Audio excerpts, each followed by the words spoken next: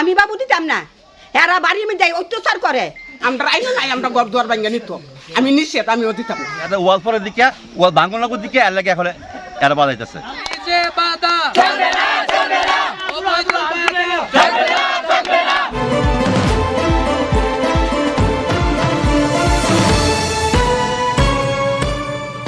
আপনারা দেখছেন নবীনগর নিউজ।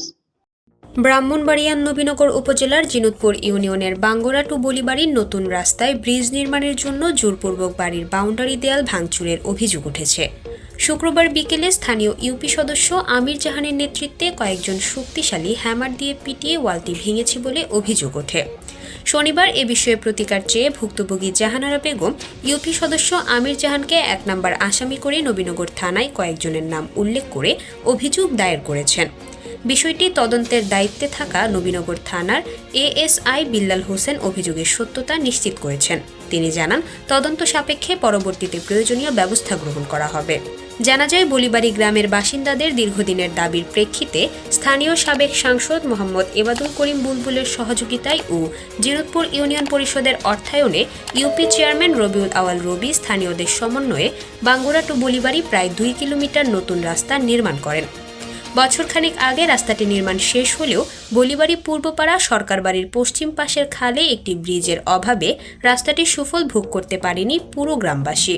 খালটিতে সম্প্রতি এলজিইডির অর্থায়নে প্রায় ৩২ লাখ টাকা ব্যয়ে একটি ব্রিজ বরাদ্দ দিলে স্থানীয় ইউপি সদস্য আমির জাহান স্থানীয় গণ্যমান্য ব্যক্তিদের সাথে নিয়ে কয়েক দফা খালের পূর্ব পাশের বাড়ির মালিক মরহুম আব্দুল ওহিদ সরকারের পরিবারের সাথে ব্রিজটি নির্মাণের কথা জানালে তারা তাদের জায়গার উপর দিয়ে ব্রিজ নির্মাণে অনীহা প্রকাশ করেন।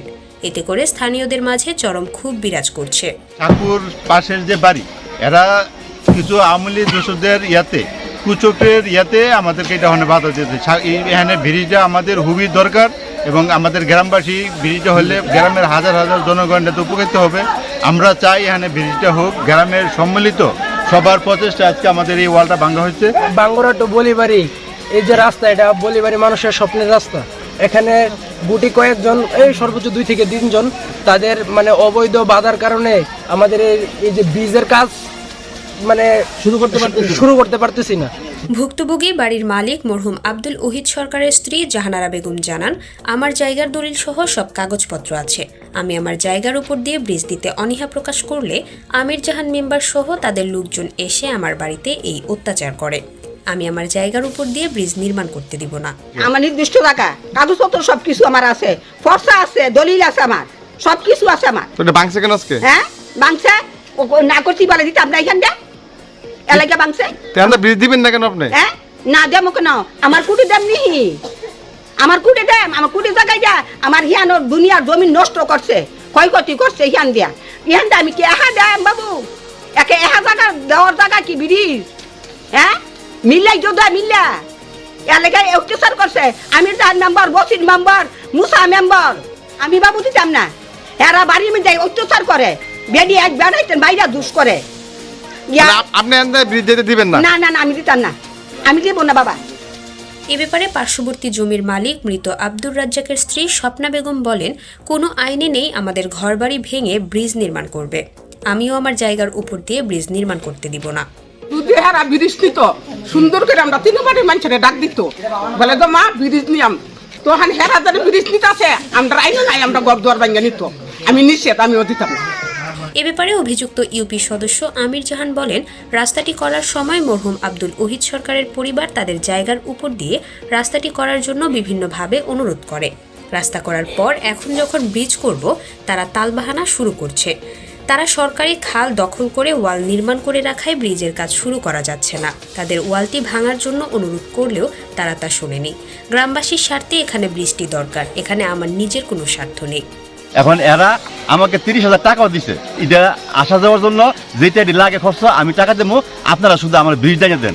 আমোদপুরে ফারুক চেয়ারম্যানের বাগনা, ফারুক চেয়ারম্যান আমার ফোন দিছে, চেয়ারম্যানটা ফোন দিছে যে ভাই আমার বোনের কিন্তু আপনি রাস্তাটা পাওয়া নিয়েন।